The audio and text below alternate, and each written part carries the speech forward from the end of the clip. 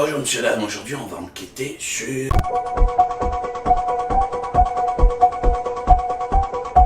Eh oui monsieur dame, nous allons parler d'Halloween, réalisé en 1978 par John Carpenter, qui sera crédité en même temps en tant que scénariste et compositeur de la musique du film, même si scénariste avec l'aide de sa femme, Deborah Hill.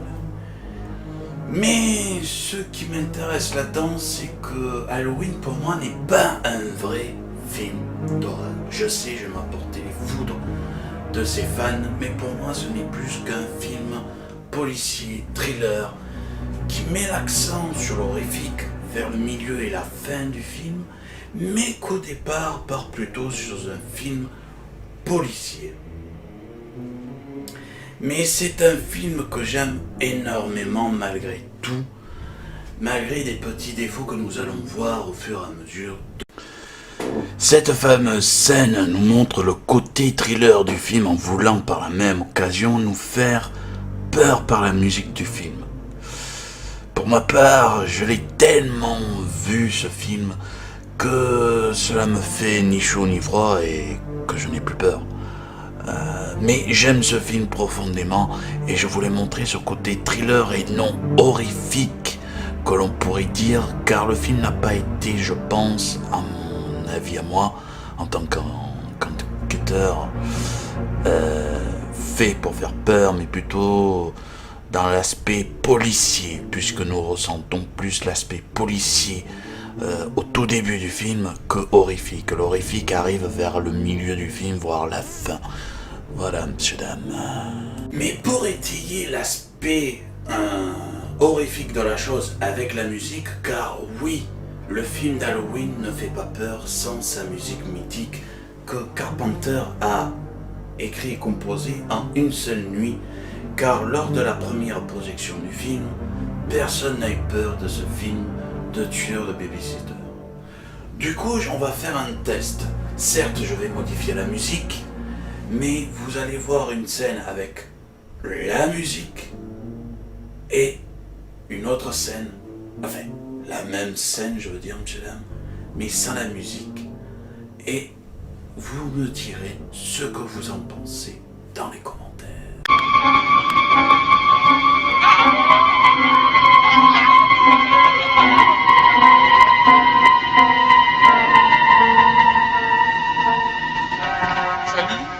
Bonsoir, Annie. À quelle heure voulez-vous que je la couche? Oh, il peut rester jusqu'à 9h. D'accord.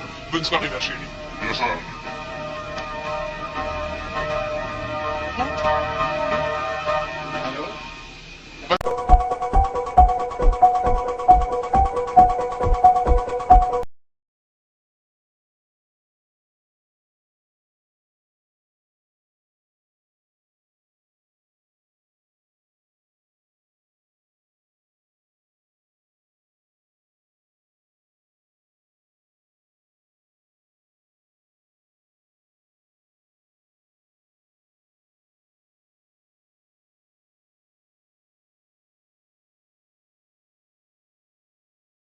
Monsieur, dame, je peux vous dire que j'en ai vu des scènes stupides durant mes enquêtes et dans les films tout court quand je regarde sans enquêter, bien évidemment. Mais cette scène vaut vraiment la palme d'or de toutes les scènes, je crois, car je ne vois pas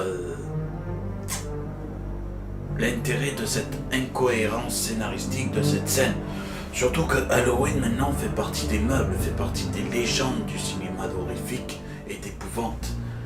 Et je suis très peiné de cette incohérence scénaristique de ce film. Très peiné, car c'est un film que j'aime énormément et que c'est ce film-là qui m'a fait découvrir l'horreur et qui m'a fait aimer les films d'horreur.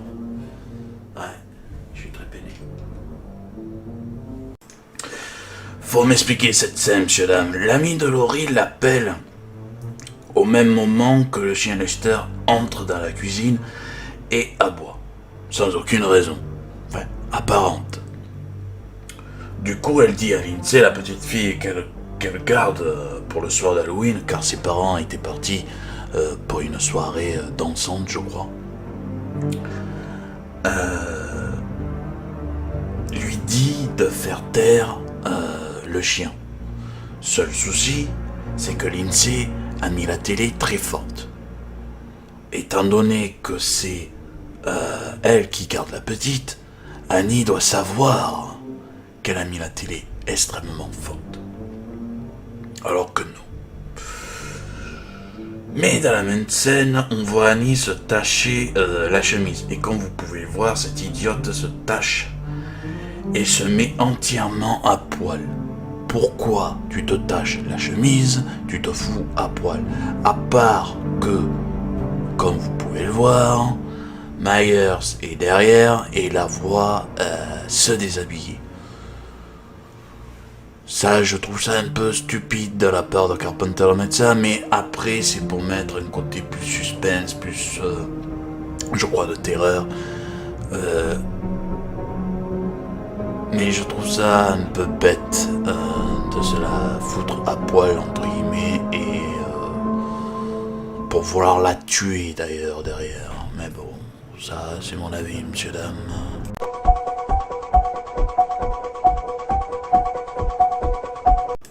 Monsieur, dame, comme vous pouvez le voir dans cette scène, Annie n'arrive pas à ouvrir la portière de sa voiture. Ce qui est normal car elle n'a pas les clés pour ouvrir la portière. Du coup, elle va les chercher, ce qui est tout à fait logique et normal. Mais quand elle revient, cette conne, elle ouvre la porte, la portière du moins, telle qu'elle. On m'explique, d'aller chercher les clés pour quoi faire? Ça te ne met pas à l'idée de dire non, mais attends, il y a un problème d'eau. Et le moment où elle s'en rend compte qu'il y a un problème, c'est qu'elle voit de la buée sur la vitre de sa voiture, sur le pare-brise plus précisément, et c'est trop tard, elle se fait tuer par Myers. Carpenter, faut arrêter avec les incohérences, sincèrement. Mais bon, c'est le cinéma. Moi et la logique du cinéma, ça fait 12, monsieur, dame. Monsieur, dame, j'ai ma logique à moi qui veut que les choses se fassent telles que je les imagine. Le cinéma a une logique différente de celle que nous avons nous, car elle a des codes différents pour nous faire peur, pour nous faire rire, pour nous faire pleurer même des fois. Mais Halloween restera malgré tout un magnifique film d'horreur. Certes, il a pris un coup de vieux. Certes, il n'est pas très gore comparé aux suites qu'il a eues et aux autres films qu'il a donné vie, car à l'époque, n'oubliez pas, c'était le premier slasher. Il a fait naître des Freddy Krueger, il a fait naître des Jason. C'est pour ça que ce film reste mythique. En tous les cas, j'espère que cette nouvelle vidéo enquête critique vous aura plu. Si c'est le cas, n'hésitez pas à vous abonner, laissez un petit pouce bleu si vous avez aimé et laissez un commentaire. Ça me ferait extrêmement plaisir de parler cinéma avec vous. À une prochaine enquête, monsieur Lam.